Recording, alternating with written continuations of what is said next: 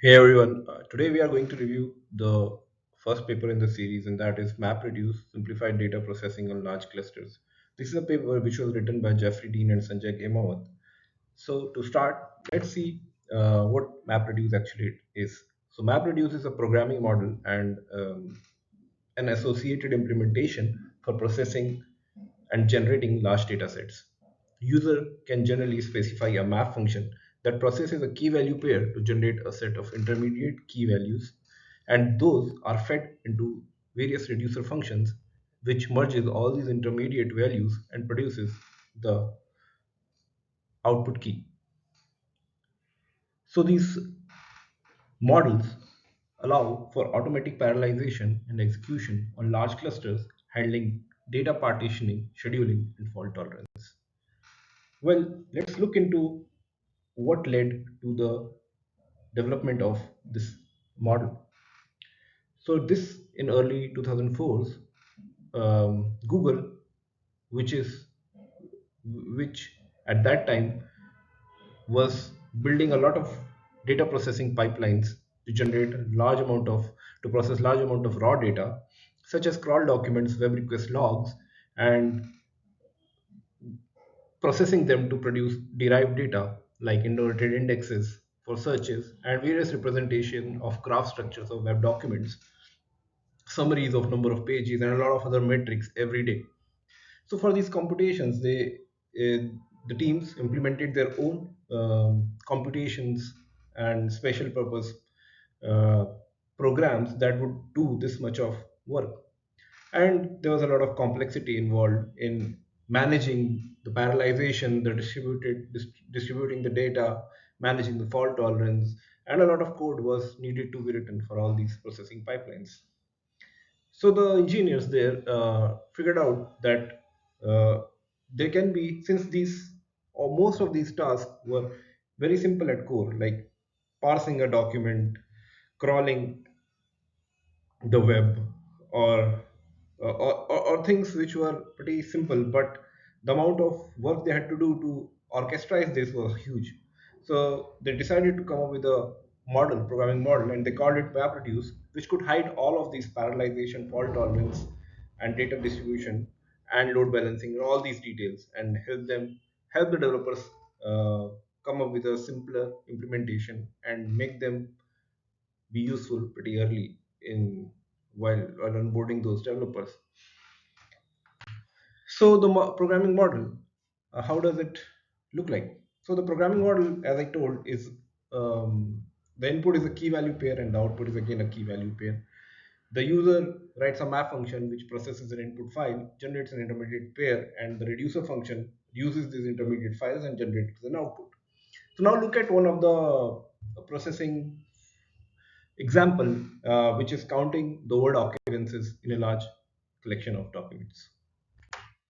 So if we see in this function, there are two functions, map and reduce function. The mapper function is taking the input as the document name and the output and the value as the document content. And what this mapper function internally is doing is actually parsing this word, this document, reading each of the word and emitting a count for that. In this case, the count will be 1. Now this function actually has much more to this, but if you go into the paper and go to the appendix section, you will see the whole code there. The reducer function takes the key and the value. In this case, the reducer function is taking the intermediate output, which is the word and its count, and then it does aggregation in this case, which is as similar to reducer function and emits the output. So if you observe, right, the input in case of the mapper function is from a different domain than the output emitted. However, in the reducer function, the input and the output are from the same domain.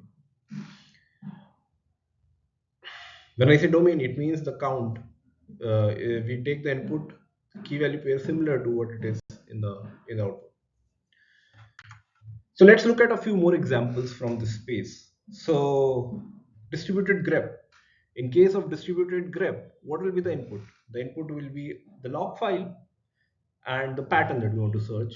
The output would be the output would be the line which matches the supplied pattern. Simple as that. The reducer function will pick up all these intermediate outputs, which is the matched lines, and then just do a simple append and put it in an output file. Now, each of these pattern can be a different reducer function, but we'll go into the how we configure the reducer function later. Now, let's look at another example, which is, for example, URL access frequency count. So the mapper function takes the log of the web requests and the output, and for each of the time when we got a 200 OK, let's say on that URL, we count it as one. The reducer function then aggregates all these and gives us the total count. So there are different other bunch of functions which you can go and see, which is like reverse web link graph, term vector per host, inverted index, distributed sort. So in inverted index, what we actually are doing is we're taking the input as a web page and we are producing the output as a word and the document ID. And the reducer function will use and reduce this into the word and the list of document ID. So we know that an inverted index is a mapping from the word and which documents it comes in, right? So yeah. So as you see, right, when you have this programming model, now the focus of the engineer who is building these crawlers or these inverted index processors is to write the code inside these mapper and the reducer and how he will do it, and the distribution of the data and all the other things will be taken care of. So simplifies a lot of development and reduces the time to production. Yeah. So let's look at how internally this mapper and reducer function is implemented. At a high level, the mapper function will divide these files into M pieces and assign it each to each of the workers. The intermediate key and pairs are flushed into the disk, but before that, it is buffered in memory for some time. The reducer functions will read the data, sort it, and then pass it to the reducer function. The system handles machine failures by re-executing the task on the workers. So now let's go a little deeper into how the actual design or the architecture of this is. And you will, so if you see the user program, you can see the user program and then you can see the master and the worker threads. So our workers can be a mapper or a reducer. And then to start, what happens is that these this map reduce library will actually split these input files into M pieces. So typically these are of 16 megabytes to 64 megabytes, and the way we actually choose M depends upon uh, how many pieces we need to get this to a granularity of 64 MBs or 16 MB. So that's the math that they use for choosing the M. So M is nothing but the number of splits, right? The splits of that input file. Now, if we look at the other component, which is a special program, which is the master program, and that is which lies in one of the workers, and that is called the master. And the rest are the workers. One you can have M map task, and then you can have R reduce task. A worker who is assigned a map task reads the content of the corresponding input split. So basically, the splits are divided into the mapper workers, and each of them each of the mapper will parse the key value pairs out of that splitted file, and then it is pushed into that mapper function and an intermediate key value pair is generated. Now this key value pair, intermediate key value pair is buffered. These are just buffered pairs and they are actually stored in the local disk, and these are partitioned into R regions. So let's say we have R reducers. So a mapper file will be a mapper intermediate file will be divided into these R partitions, and each of these workers will have these R1 to Rn partitions. Okay, so periodically these buffered pairs are also written to the disk. Okay, as we discussed. Now when the master gets to know that these output files are generated, it calls the reducer worker and notifies it. The reducer then makes a remote procedure calls directly to these local disk of the mapper workers. Remember that the master holds the information about where exactly and what is the location of these intermediate files on the worker. which is a mapper function, mapper machine. So after that, it actually sorts in intermediate keys. The reason for sorting this is because, as I said, right, each of the mapper workers can have partitions R1 to Rn, and then when you fetch it, the R1 partition from different machine to the reducer one, it may or may not be having sorted data. So while we feed this into a reducer function, it is definitely needed to sort these keys so that they can be processed uh, in order by the reducer function. And if the data is very high, it is generally we use external sort for that on the disk. So now this reducer worker iterates over these sorted intermediate files, and ultimately it actually produces a final output, which is called the reduced output, and it is kept in the reducer machines. Now, when all the mapper task and the reducer task have been completed, the master wakes up the user program and marks the mapper reducer function as complete.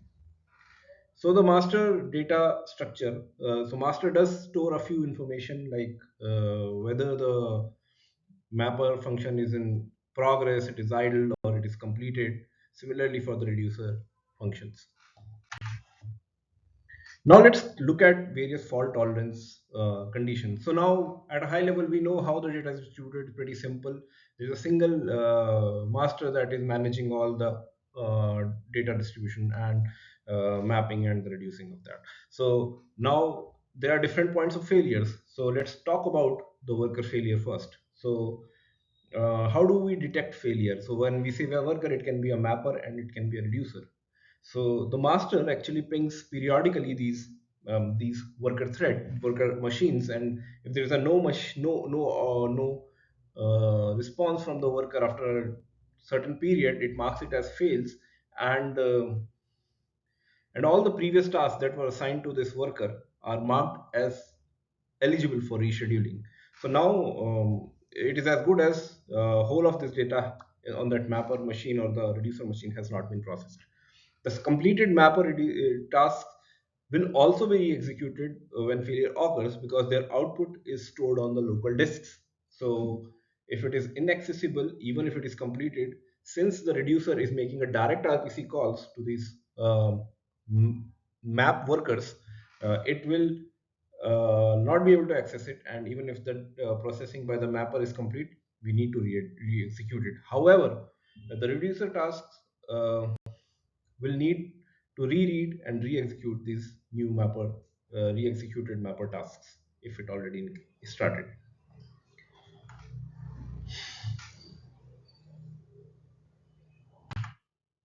So before we go, actually this Mm, MapReduce is resilient to large-scale worker failures to the tune that one MapReduce operation, network maintenance, or running cluster was causing groups of 80 machines at a time to become unreachable out of, let's say, 1,000 machines.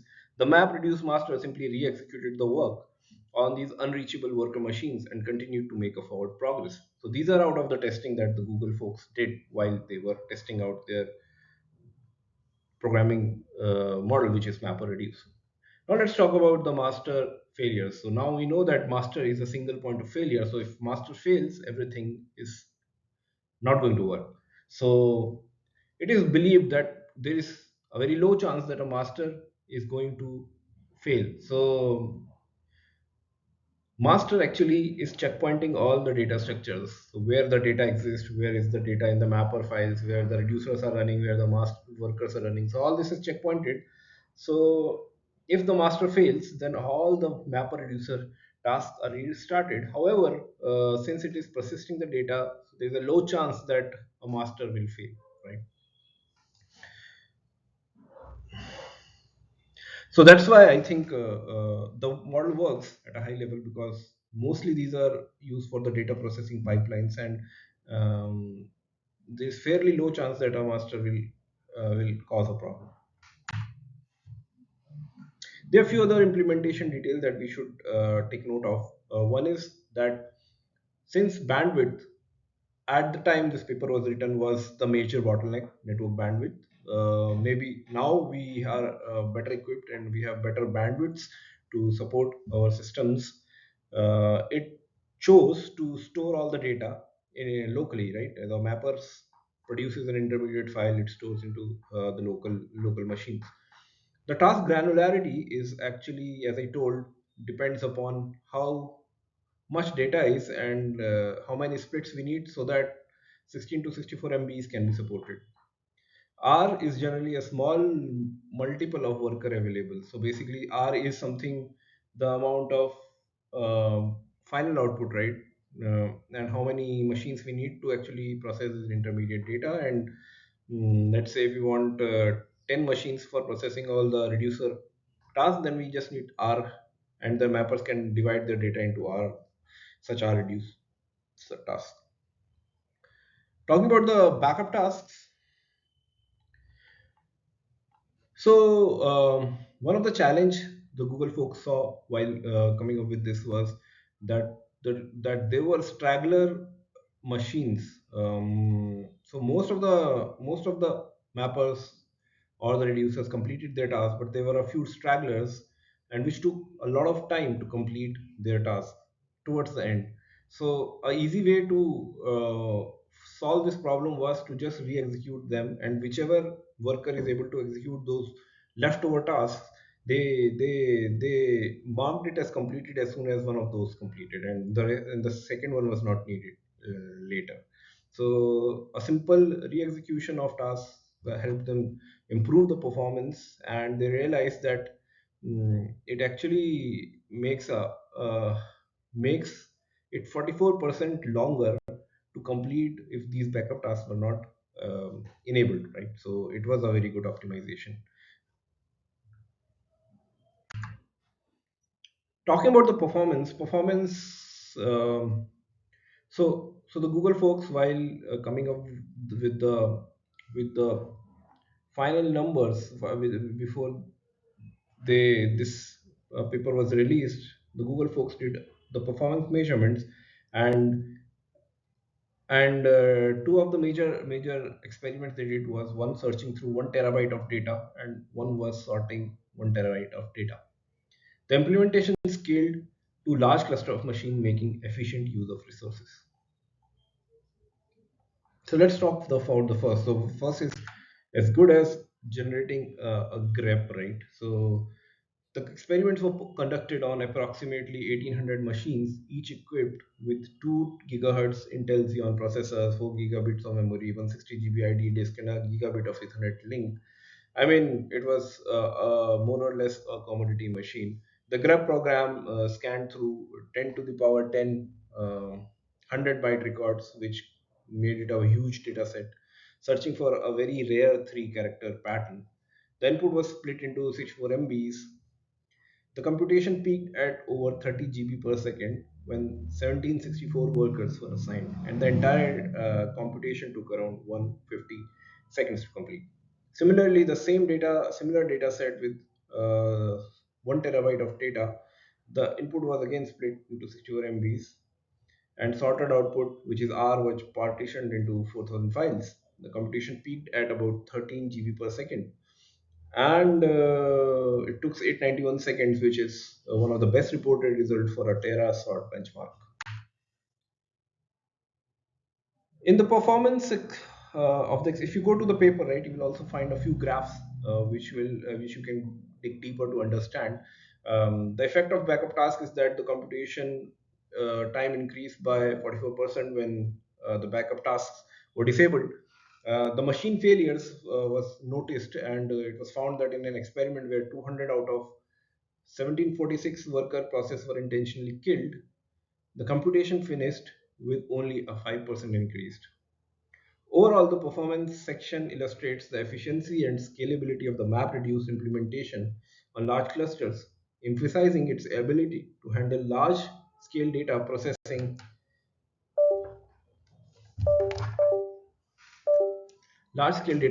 tasks effectively. So MapReduce has been used across various domains within Google, including machine learning, clustering, data extraction, and large-scale graph computation. The system actually, the outcome of this was it simplified development, prototyping, and allowing programmers without experience in parallel and distributed systems to explore large resources. So in the end, I think what I got out of this paper were two things. One was that how anything or a new development or an innovation comes into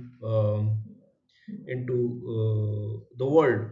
There is always a need, right? And we see that there was a very clear need for having a very simple but easy to onboard um, programming model and a system where people could go and do a lot of large scale processing. The second, what I saw, what I realized was that the paper talks about a design which is very intuitive and very simple. If you see a single master and multiple workers, and the master taking care of distributing the work, and the way they handled a lot of fault tolerant scenarios, right, was very simple, in the sense that they chose to re-execute the backup task if something was taking longer. If the machine was not responding, they simply decided that they will re-execute everything. And thirdly,